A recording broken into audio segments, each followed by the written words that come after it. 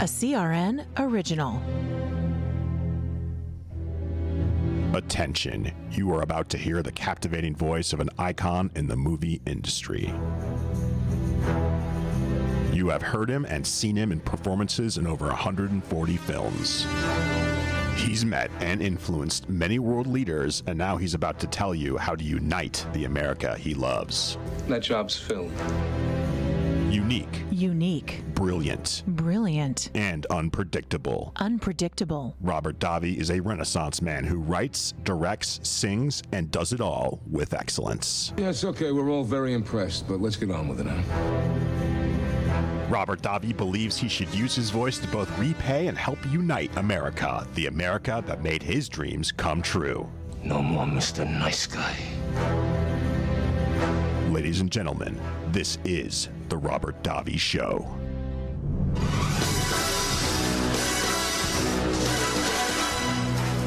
Hello, friends. Mike Garey here.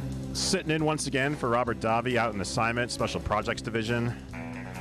He is still out on assignment in parts unknown, perhaps somewhere in Eastern Europe. We're not saying.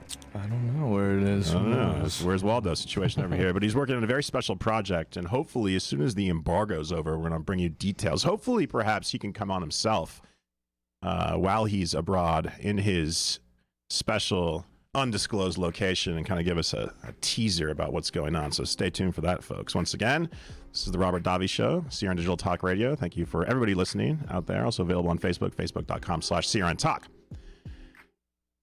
Still waiting for Congress to actually do something, to actually do the job that they were sent there to do.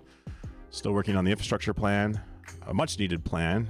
We just had a lot of rain here in California. And every time after the rain here, the potholes emerge. Yup. And they're as deep as the Grand Canyon. We woefully need some infrastructure here, especially on the roads. And the House Progressive Caucus, once again, is holding that up, trying to tie the infrastructure bill with the $3.6 trillion budget resolution package, which would pay for free community college, free daycare, free everything.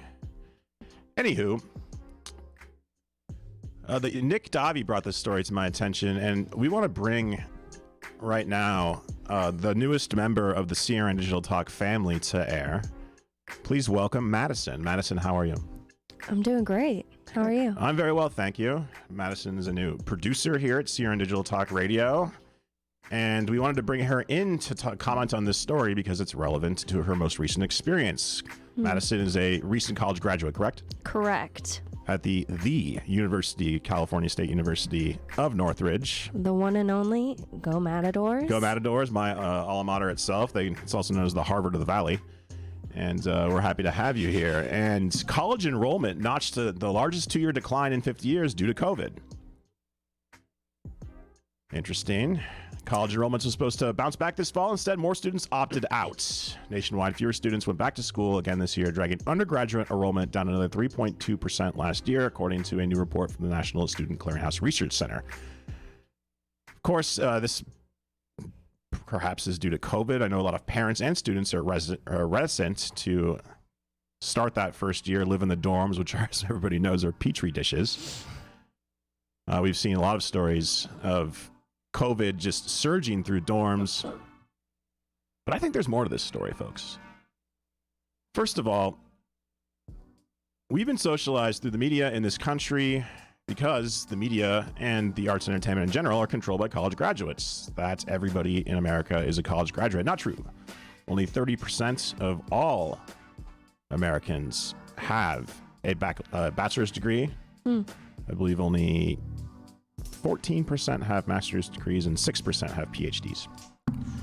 Also of note, too, we're seeing that the gender disparity between college graduates is now at a new paradigm, where 58% of all college graduates are females, whereas before, the majority of college graduates were males.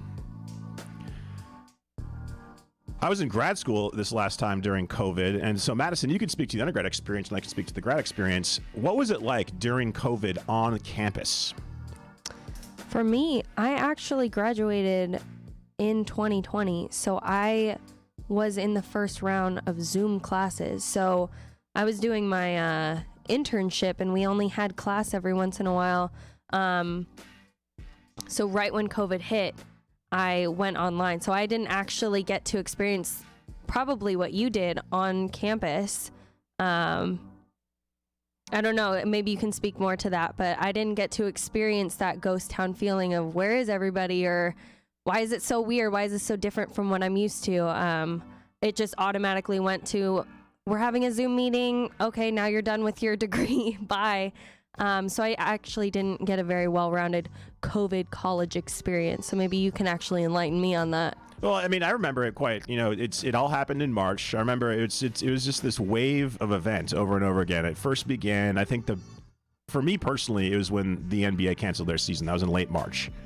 That seems like when everything started to. And then California had their shutdown. That's when we started to see, toilet paper not on the shelves anymore. That was weird. That was a weird experience. That was something else.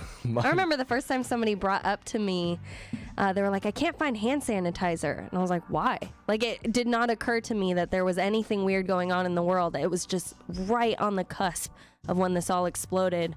It was so odd to me, the idea of any shortage. So, yeah. Yeah, I mean, yes, it's just... We got the email. I was sitting in a 600 level small group communication class with Professor Paranova, and the email came out. It was a very, everybody kind of looked at their phone, and we got that email from CSUN saying everything's virtual now. And it was my last semester. It's kind of sad. No graduation. Yes, all that money no we graduation. spent. All that money. You How do spend you all guys this feel about time. that? Everybody says it's just for a piece of paper, and I want somebody to hand me that piece of paper while everybody watches me walk across the stage. I want that. I wanted that too. I wanted to hang out with my fellow program mates. We kind of became very close, during the program, and it was just like a snap of a finger, because you see these people every day, you work with them intensely, and then you just kind of splinter and fracture away. Yeah. And I felt really bad for the undergrad kids, missing out on that. Because, I mean, that's a seminal experience, throwing that cap up in the air and, with all your friends and family and, taking photographs and all that. It felt, terrible. That's a, very culminating experience that a lot of kids missed out on. Yeah. But I think also regarding COVID, I know somebody in my own family, a youngster who's going to go to college, and they said, why am I going to leave for college right now, spend all this money, move into the dorms just so I can do Zoom calls? Yeah. Totally. There's no incentive there. I think that definitely has something to do with why we're seeing these numbers right now, why it's plummeting, because kids are thinking like, what is the point of this? What is the point indeed? And also, I think that we've seen a lot of college graduates, a lot of recent grad school graduates not able to find good jobs. Yeah. And so what's the point of, especially now with the insane prices of college? I mean, Madison and I got off easy. I mean, state still in California, we're spending about 10 grand a year on tuition. And then, there's other incidentals, and if, living expenses, room and board, whatnot. But if you go to a private college, especially in a very expensive city, it's 25, 50, 75 a year. Why are you going to go into that kind of debt? Why would you do that? I mean, if I can be so bold, but why would you do that anyways? Like, I feel like the degree itself, I feel like it's becoming less and less valuable to people. The social aspect of college, you're completely missing out on, which is a huge incentive for people to go. And cost all this money, it's like, I don't know. Yeah. But that's the dichotomy too. I think that what is college? What is it for? I always thought that it was almost like a trade school, where it's like an accreditation, where once you get a degree, you can now enter the white collar workforce. Others say, no, it's you go to college to, become an adult, to learn how to think, to learn how to be independent. And so I was a little bit, tough on some of my professors when we get really into the more esoteric weeds, where I was just like, look, how is this going to serve me in my career? And that's why I think it's really important, too, that we talk about trade schools. Right now, we have a supply chain crisis. We're going to talk about this later in the show. There's not enough truck drivers. Truck drivers can be a good job, can be a career. Yeah, they make a lot of money. And so why do we encourage children to, shoot for the stars to, want to become a Harvard-educated professor rather than, steer them to something that might be a little bit more practical, not only for the economy, but for their particular aptitude, be it a trade school, be it a junior college. And so I think the whole paradigm of college is shifting. And I think that the low enrollment rates, COVID notwithstanding, are reflecting that. This economy is changing, but yet we still have, as the backbone of this country, 70% non-college educated blue-collar workers. These are the people that put the food on your table. These are the people that fix your car. These are the people that keep the roof on your house from leaking. And it seems to me that the liberal intelligentsia, and I caveat that I'm a centrist Democrat, the liberal intelligentsia and the media says that those people don't matter, or that those jobs won't work in the 21st century economy with automation, that they should, quote unquote, learn to code. That's the height of arrogance.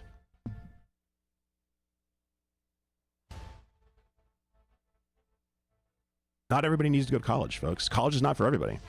I didn't go to college. You're doing fine. Grad school is not for everybody. We need more doctors, lawyers, and engineers, but we need less, anthropology of basket weaving. Yeah, we need to push them definitely to be doctors and important things like that. I think we need new teachers. Jobs that actually make things. Yeah, not exactly like fantasies. Or even just redefine what does success look like. All right, we'll be back to the Robert Davi Show in just a minute. I'm Al Simon, 91 years young. I created Balance 7 20 years ago. At 67, I went to see the doctor for the first time in my life and found that I had medical problems. He told me that was normal for my age. I don't believe God intended us to be sick and old. I decided to find something to bring my health back. For 10 years, I studied pH and how important it is to the human system. Balance 7 gave me back what I lost by getting older. I no longer get out of bed with a joint discomfort. Balance 7 can do for you what it has done for me and many others.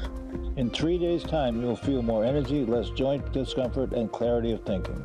No doctor or hospital can do what Balance 7 can do for you. Balance 7 is the key to unlocking the healthy immune system.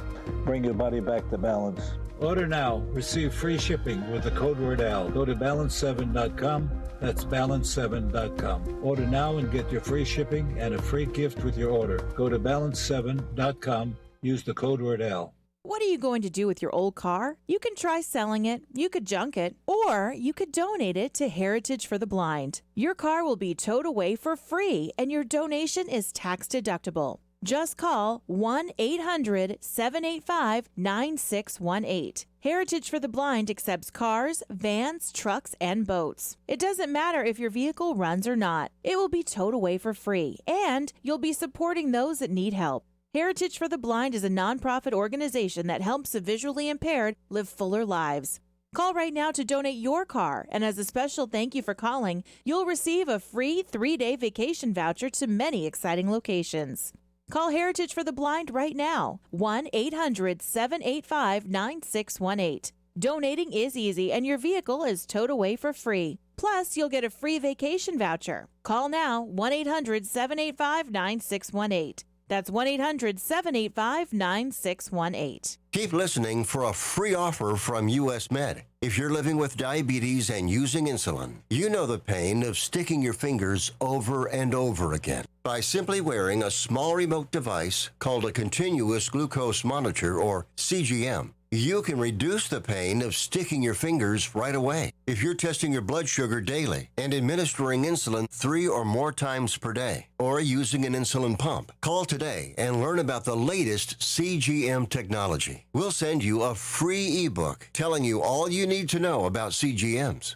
A CGM can immediately reduce pain. It's accurate, easy to use, and helps you make better diabetes treatment decisions. Your new CGM may be covered by Medicare or private insurance. Call now to learn more. 800-524-9313. 800-524-9313. That's 800-524-9313. Robert Davi. You know, I'm the one delivering the message, not receiving it. Robert Davi might be delivering the message, but you know what's not getting delivered right now? A lot of products. Ooh. Ooh. Fire leading. I was at a dinner last night at the beautiful Ruth Chris Steakhouse in Pasadena, California, my hometown. It was fantastic. We do a broadcast there, the What's Cooking on Wine show, which you can listen to on CRN or on podcast. It's fantastic if you're a wine aficionado, but we always go there every Monday and we do the broadcast. We have dinner and we had some delicious steak sandwich, filet mignon steak sandwich, some cream spinach, some fantastic prime burger, which I highly recommend. The spicy shrimp, not too spicy. Quite delicious. And at this dinner, we spoke to two restaurant owners. We spoke to, one restaurant owner and one general manager. The general manager, Linda of Ruth Chris, and Cynthia Peck, who owns Angelo and Vinci's Ristorante in Fullerton, a fantastic Italian restaurant if you're ever in the Disneyland area. And we've been hearing a lot, tangentially and in the news about this supply chain crisis.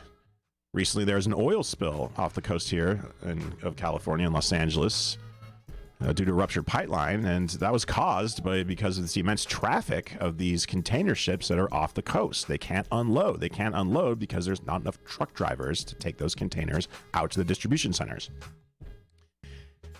And, we hear about it, but and also I've noticed prices have gone up across the board, and that could be due to transitory inflation, also higher energy prices. But I wanted to ask these two restaurant, general manager and owner, if the supply chain crisis has affected any of their businesses. And they said absolutely. And this is the first time where I'm like, okay, this is real. For example, Ruth Chris was scheduled, and every year they have a fantastic champagne dinner to ring out the end of the year with some delicious imported French champagne. It's been canceled, folks. Canceled because they can't get the champagne from France because it's sitting on a boat in a container out there in the port. We need Smokey and the Bandit. Well, Mike Horn and I are actually talking about getting a canoe and, throwing on some wetsuits and like the old school, special boat service style, knife in the teeth. With an inflatable river raft too, just to grab some stuff. Knife in the teeth, at night. Be very Mission Impossible of you. Very much so indeed. Straight commando with it. Oh my gosh. And also, we've seen too, just recently there was a container ship up in Vancouver, off the coast of Vancouver, that was idle for a really long time because of this backlog, this backup, and a fire broke out and they had to abandon ship. Man. And Cynthia says at Angelo and Vinci's, they can't get the calamari that they want right now. They can't get, most specifically at Ruth Chris and at Angelo and Vinci's, they can't get booze. Sauce, God. Hooch. Oh, God. Life is not complete without booze. All that, imported vodka, scotch, gin, sitting on the boat.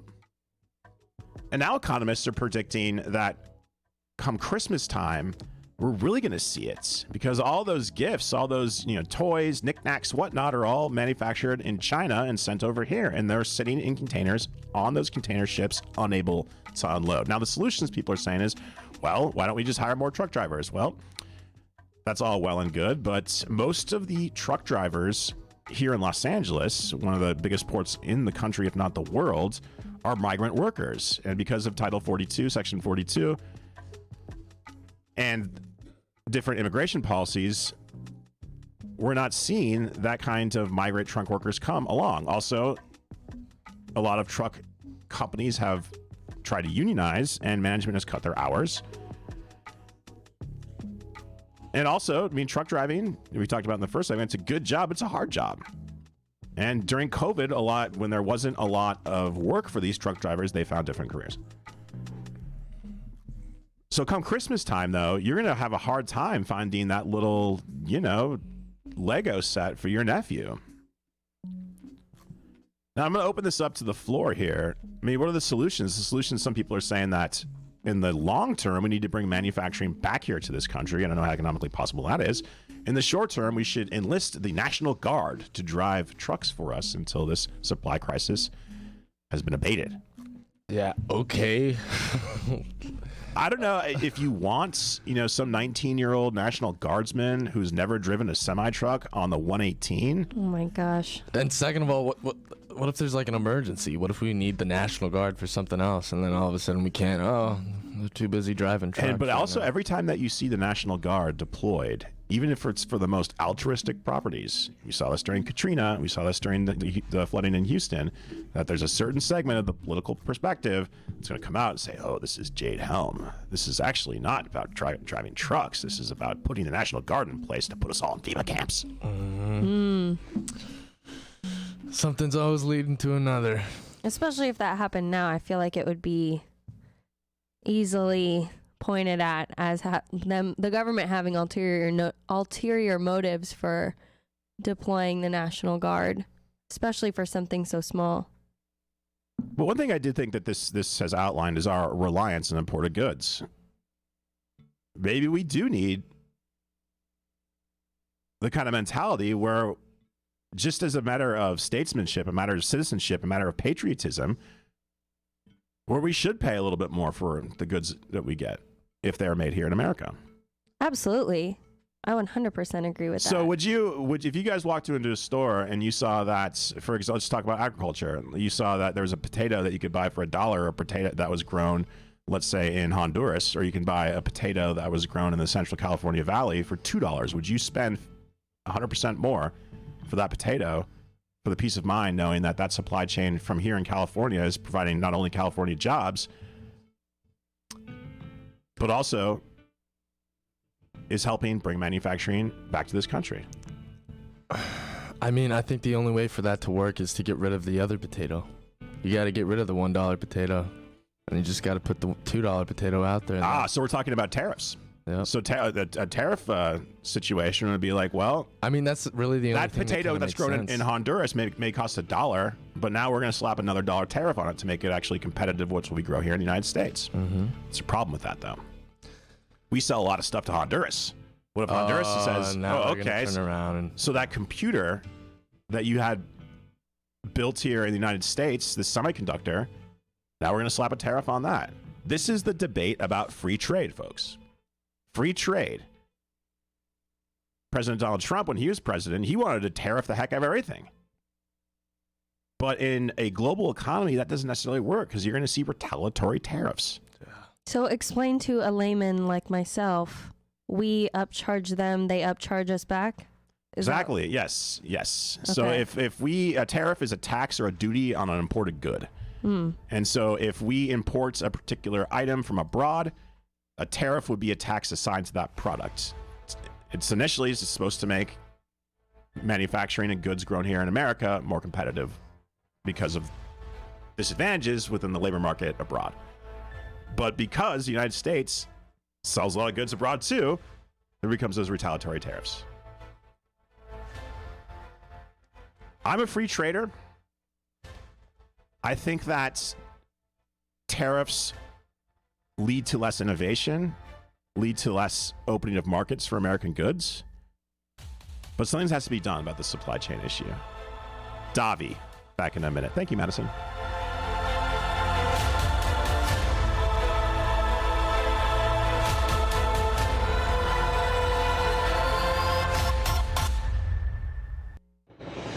If Ernest Hemingway was alive today, would he say this to you? Shakespeare, Mark Twain, Edgar Allan Poe, all great writers.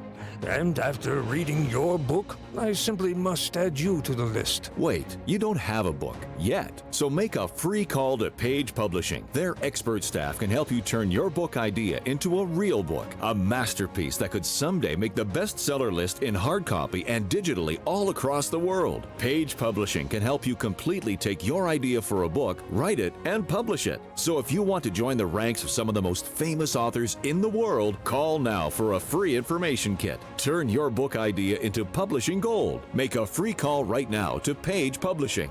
800-378-3212. 800-378-3212. 800-378-3212. That's 800-378-3212. You order a glass of your favorite Cabernet, fresh asparagus, hollandaise on the side, a filet, medium rare. You unfurl your napkin with a flair, close your eyes, and prepare to listen. Ah, there it is. The sweet music you long to hear. The sizzle. The sizzle of a Ruth's Chris steak. The most magnificent corn-fed prime beef, broiled to perfection at 1800 degrees. Some call it a sizzle. We call it an anthem. As the waiter approaches, you think, is this one mine or that one? Ruth's Chris Steakhouse. Like Ruth always said, life's too short to eat anywhere else. Make a reservation online at ruthschris.com or by calling 800-544-0808. Have you heard about Vine to Bar chocolate? It's the winemaker's chocolate, the world's first chocolate made with well-vined Chardonnay marc from the beautiful coastal vineyards of North America. Gently pressed grapes are harvested after juicing, dried and finely milled and carefully blended into the finest dark chocolate. The Chardonnay marc contains highly beneficial grape nutrients, flavonols, and has a natural sweetness that flavors the luscious dark chocolate.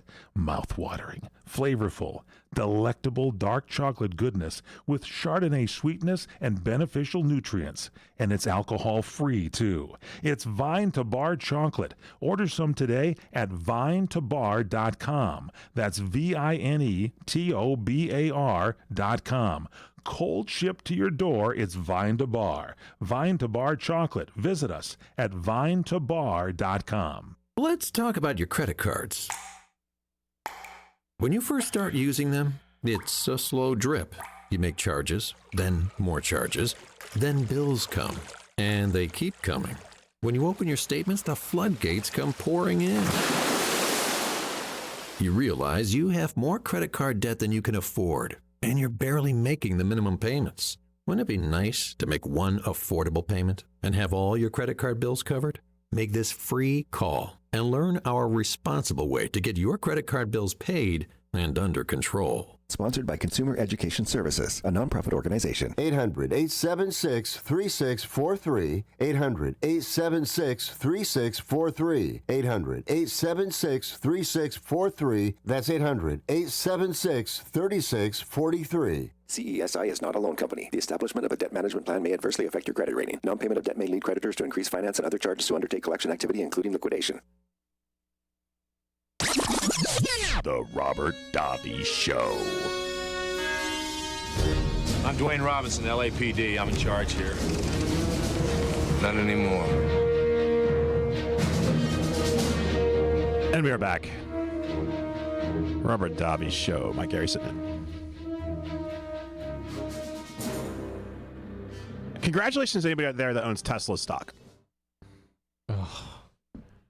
Up, I believe, yesterday at the closing bell, 6.5%. I wish. Now economists are projecting that Tesla's overall value is market cap could be $1 trillion. And the reason for that stock price surge was that Hertz Rental has ordered 100,000 Teslas for their fleet. 100,000 Tesla Model 3s. Hertz will purchase. Wait. What's Hertz? Hertz is a rental car company. Okay. So now you can, once they take delivery of these Model 3s, you can pop down to your Hertz rent-a-car, rent one of those bad boys, and drive it around. 100,000 Teslas. The overall deal is worth $4.2 billion to Tesla. Hertz says that anybody that rents one of these Teslas will now be able to use one of the 3,000 Tesla superchargers around the U.S. and Europe. And to publicize the move, Hertz has launched a new advertising campaign featuring Tom Brady. Oh, God. Now, it's going to go up even more. Just as an aside, I don't know why you would pick somebody like Tom Brady. I mean, yeah, he's great. He's the GOAT, some might say. But, you know, why would you pick a sports figure? I mean, do you think a lot of New York Giants fans are going to be stoked about that? Probably not. But this is interesting, and this speaks to the kind of economy what I like to call a smoke and mirrors economy. Tesla, along with a lot of other companies, you know, these new technology companies like Uber, like DoorDash, like others, Beyond Meats, they're unprofitable, folks. They don't make money. Speaking of it, I just had something from Starbucks this morning that had Beyond Meat in it. How was it? Terrible. It sucked. And it's actually worse for you than regular meat. It is worse for you in terms of health as regular meat, and the jury's still out, actually, if this is better for the environment. Jury's still out on that, folks. I mean, it's like a really strange way they make it, right? There's not even like a go-to way they make it. There's like many different, like, it's like an experiment almost. It is, and we are the guinea pigs. Yeah. Just like with everything else, pretty much. And you know, there's one thing about plant-based meat, but also we're seeing, too, lab-grown meats, which is actual meat but grown in a lab, where it replicates in a cell. It's a cell culture of actual meat, and then it replicates, and then you have a steak. You know what that just made me think of? I forget what it's from, but you remember that it's from a movie or a TV show, something like that. They press a button on something and all of a sudden, bench warmers. Mm-hmm. That robot, he comes up, he's like, what would you like? And he's like, I'll have a steak. And he pops out a steak, just fresh. Or like in steak. Star Trek, like the Replicator, or even more dystopian, like in Soylent Green. It's people! But going back to Tesla, 100,000 Model 3s to be sold to Hertz, now making Tesla one of I believe, the second most valuable company just behind Apple. But Tesla, like these other companies, still has yet to make money. It's smoke and mirrors. The reason that it's valued so much is that they continue to garner investment through their stocks and also through venture capital. But their P&Ls in terms of goods sold versus cash outlaid is still in the red. I did not know that. I thought they were like just killing it when it came to anything. Wow. Nope. And so fundamentally, the way an economy works, the way business works, the way capitalism should work, is that you sell a product that makes money. You now have more money to invest in your business. Now you can expand and sell more products, sell better products, and increase your market share. But that's not how it works.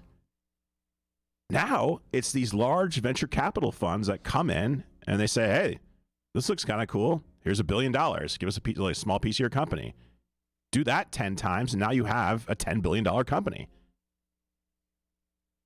Tesla, Uber, all these companies are all, their market cap, their evaluations are all based on speculation. Wow. And folks, the speculation... So they could be frauds. Very much so. I mean, and anybody who's known anybody who's bought a Tesla, they'll talk to you about the quality concern problems with that product. The rattle, the panel gaps. Wasn't there like a case where a car's battery actually blew up? That as well. Also the autopilot. We're seeing more and more crashes involving autopilot. But Hertz, people are really wondering about Hertz, which is on the verge of bankruptcy, and Hertz's CEO is actually the former CEO of Ford. And so I think there's more to this story. This could be known as what is a bear hug, where perhaps Hertz was facing some sort of takeover, and to avoid being taken over or bought by another company, what oftentimes companies will do is leverage up. So what they'll do is they'll make a large purchase, or they'll take out a large loan, and so any potential suitors that want to buy or take over that company are now dissuaded because the company holds too much debt.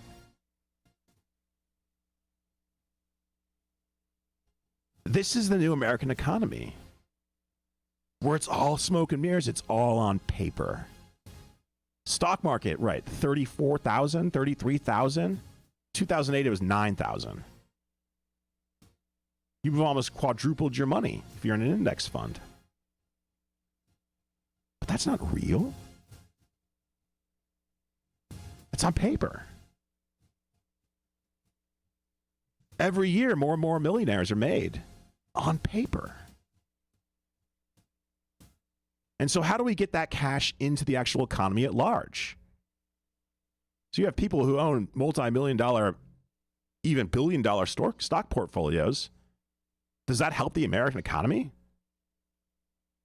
I mean, it's one thing if you have large investments in true blue-chip companies that actually make products, that actually make money, that sell products and are actually operating in the black. But what I'm seeing amongst what I would call the regular investor, the mom and pop investor, like people with 401ks, is that it's really enticing. Let's just put that all in Tesla rather than on General Electric or a company that has been around for generations that has proven itself to be a moneymaker.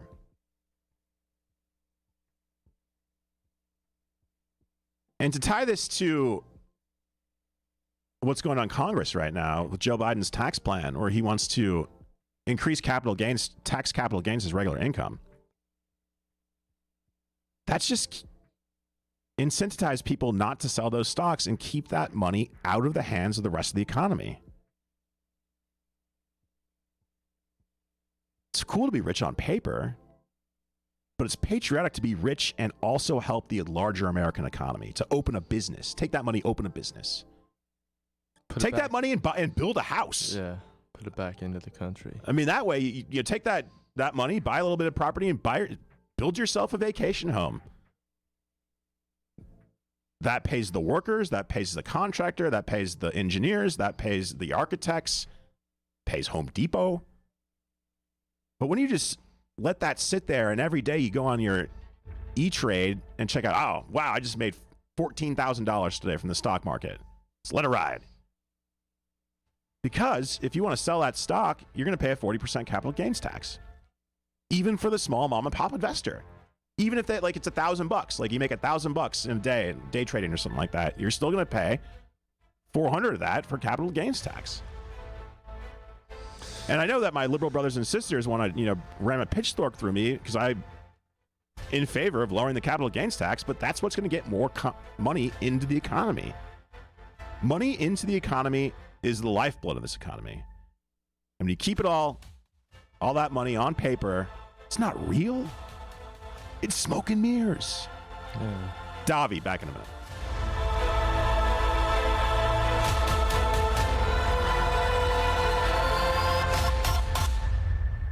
I'm Al Simon, 91 years young. I created Balance 7 20 years ago. At 67, I went to see the doctor for the first time in my life and found that I had medical problems. He told me that was normal for my age. I don't believe God intended us to be sick and old. I decided to find something to bring my health back. For 10 years, I studied pH and how important it is to the human system. Balance 7 gave me back what I lost by getting older. I no longer get out of bed with a joint discomfort. Balance 7 can do for you what it has done for me and many others. In 3 days' time, you'll feel more energy, less joint discomfort, and clarity of thinking. No doctor or hospital can do what Balance 7 can do for you. Balance 7 is the key to unlocking the healthy immune system. Bring your body back to balance. Order now. Receive free shipping with the code word AL. Go to balance7.com. That's balance7.com. Order now and get your free shipping and a free gift with your order. Go to balance7.com. Use the code word AL. Hi, my name is Lily. My mom and dad used to fight about money all the time. Then one day, I heard them talking about this guy, some uncle I never knew, called Uncle Sam. Well, they say this Uncle Sam guy wanted them to pay him like $1 gazillion, and they didn't have $1 gazillion. So they called this company they heard on the radio called the Tax Doctor. And the Tax Doctor worked with Uncle Sam's people. I think they're called the IRS. and they are able to work it out so my mom and dad didn't have to pay Uncle Sam very much money at all. So now Mom and Dad are happy, and I'm happy too. Thanks, Tax Doctor. If you owe $10,000 or more to the IRS or state, call now and pay less. 800-391-8713. 800-391-8713. That's 800-391-8713. Do you want to fly somewhere, anywhere in the world?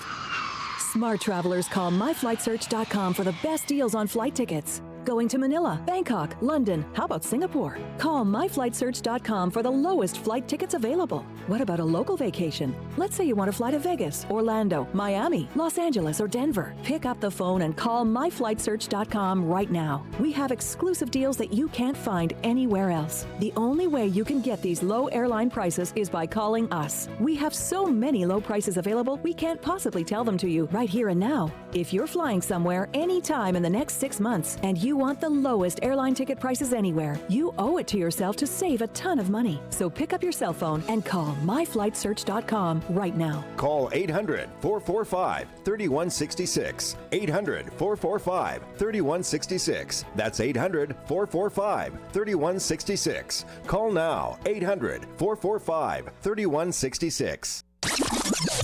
Robert Davi. Another $80 million write-off. I guess it's time to start cutting overhead.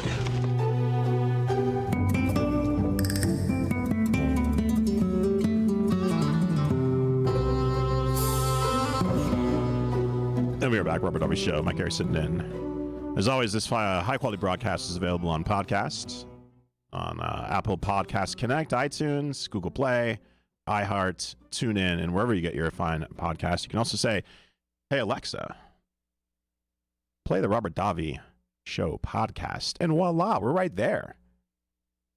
It's pretty amazing. Or the Google girl. The Google Home, that's of course. It's true. And I believe Apple's coming out with a new home device too. And so I got to get on that. Oh, that's right. Yeah. Apple's just released a lot of new products, new processors, new MacBook Pros. So if you want to get a computer that does the same thing as a PC but pay double the price, go for it. Just don't get a Mac. They're not that. You know what's going to happen now? The Mac fanboys are going to come after us. It's like you can't talk about Macs, you can't talk about Bitcoin. Otherwise, they're going to come after you. Oh, God. Bitcoin, another thing that's smoke and mirrors.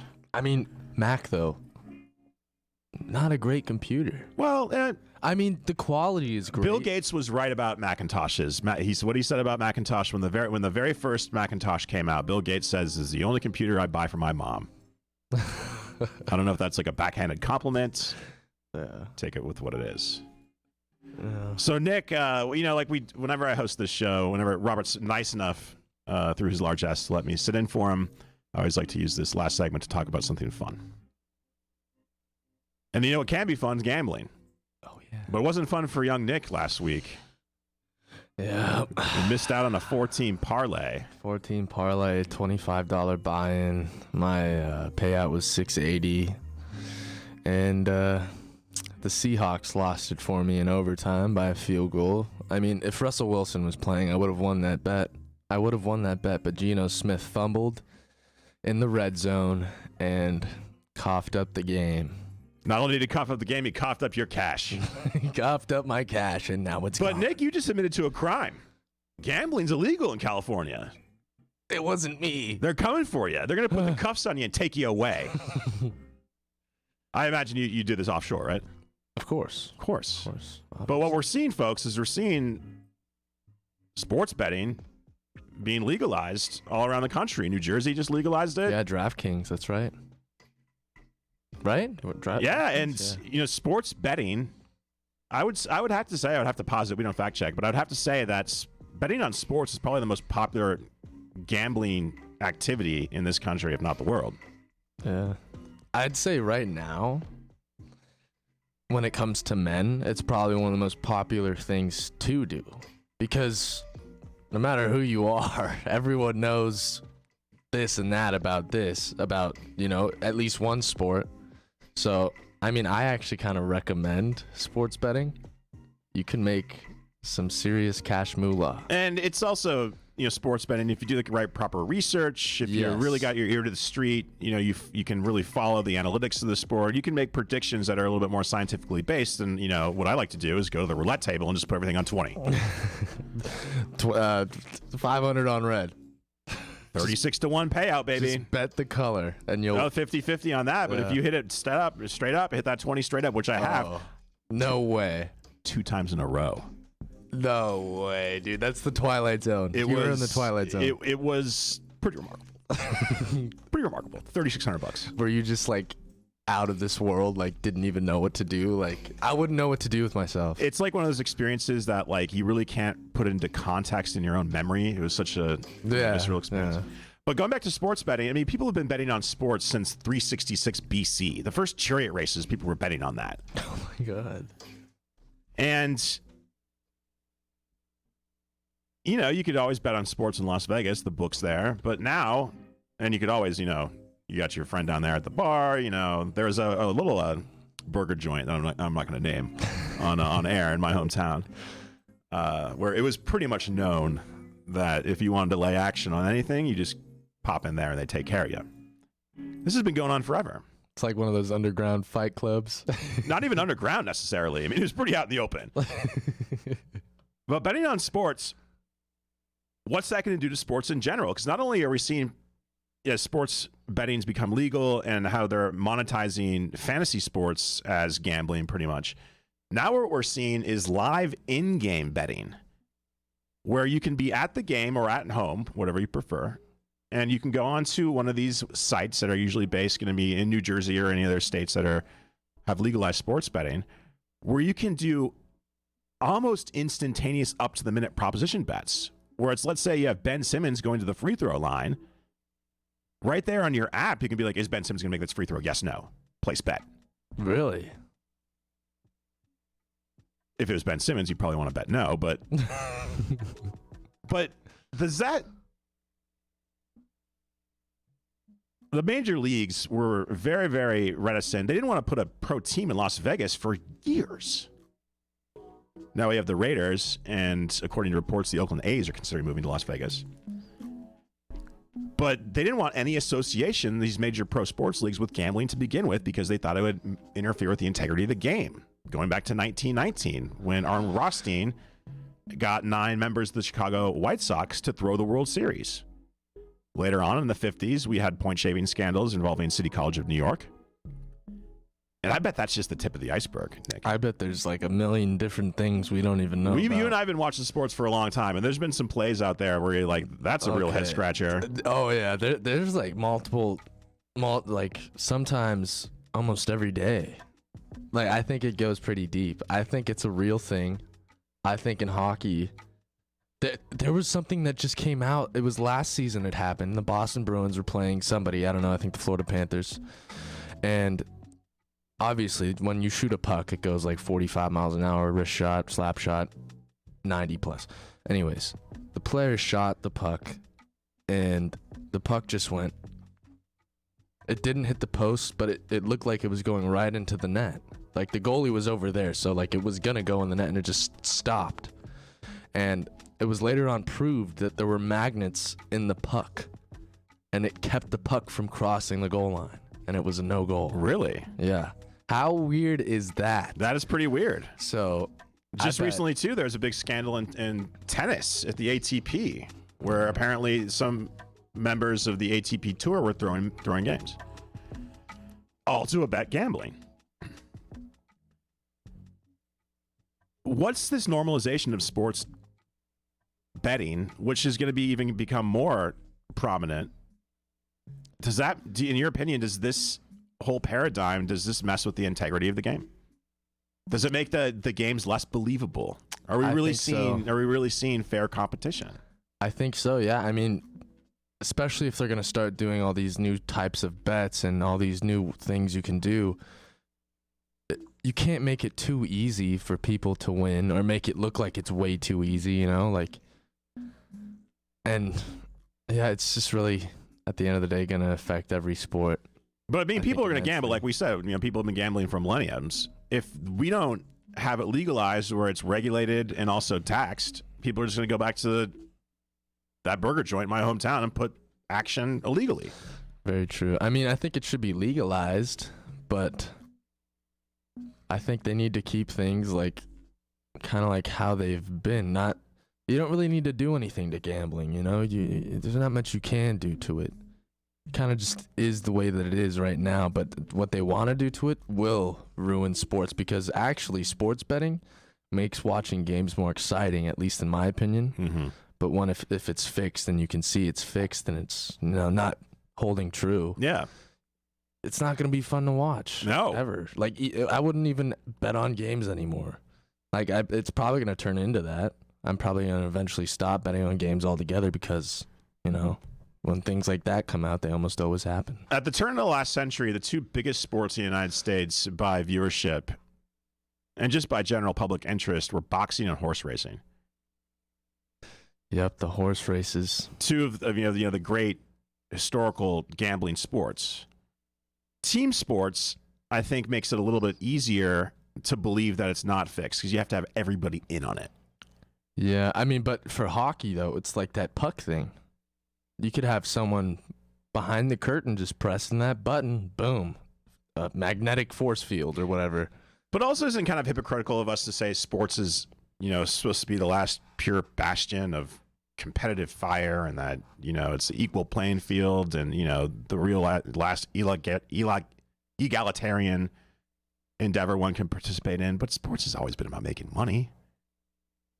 I mean, they charge people to go into the stadium. The only time it hasn't been about money is when each sport was invented back in the early 1900s. Or they say the only time it's not about money is the Olympics. Yeah. Yeah, right. That whole event is just set up to make money. It's one of the most corrupt institutions in our lifetimes. Mm-hmm. I agree. I don't know, Nick. I'm having a hard time putting my mind around what's coming, and what's coming is ubiquitous of sports betting, of instantaneous sports betting. Gambling addiction's real. It's a terrible disease. Terrible thing. There's a hockey player that's like $50 million in debt because of gambling right now. Charles Barkley has talked openly about his gambling addiction, and Michael Jordan as well. It's tough. And if we normalize this, it's like what we talked about last week about legalization of hard drugs. I mean, it's a pendulum. It's a pendulum between personal responsibility, the libertarian viewpoint, and the more, I would say, lowercase s socialist ideas of taking care of the entire populace. But I don't know. This is going to be tough because there's a lot of money at stake here, folks. A lot of money at stake. Thanks for being here. Take care. See you later. God bless America.